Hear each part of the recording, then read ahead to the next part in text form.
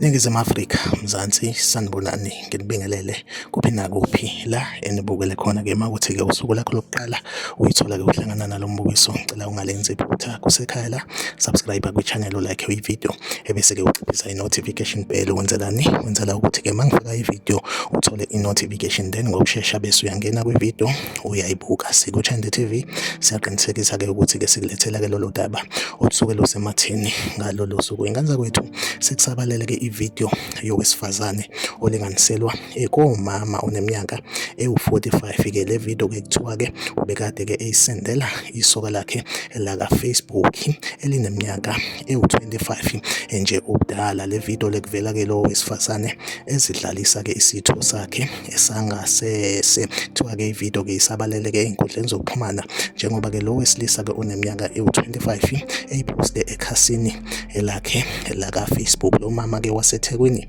endaweni-ke yaseKenville, kuthiwa-ke ukhala ezimathonsi kangangokuba-ke usezamile ukuthi-ke ayovula icala e-police station eseduze, kodwa-ke amaphoyisa amjikisa amtshela ukuthi njengoba-ke eyisendile ivideo uyisende kusuka enhlizweni, and futhi njengoba ebeyisendela-ke umuntu angamazi angakaze ambone emsendela ku-Facebook, benakho engqondweni-ke naye ukuthi mayesenda-ke le video akekho safe, leli soka lingakwazi ukuthi-ke liyisabalalise. Kuthiwa-ke lo mama njengamanje-ke ufisa ukuyibulala, kanti-ke usezame izikhawu ukuthi-ke azibulale. Lo mama walaphaya endaweni-ke yaseKenville elaphaya eThekwini. Ngizokuyiphosta-ke le video la ku-YouTube, njengoba ku-YouTube awusivumeli ukuthi-ke siposte izinto ezifana nalezi. So uma ukuthi-ke unesifiso sokuthi-ke uyibonele-ke le video, ngizoyishiya i-WhatsApp number yami elapha kwi-description, ukwazi-ke ukuthi-ke ungi-WhatsApp ucele ivideo bese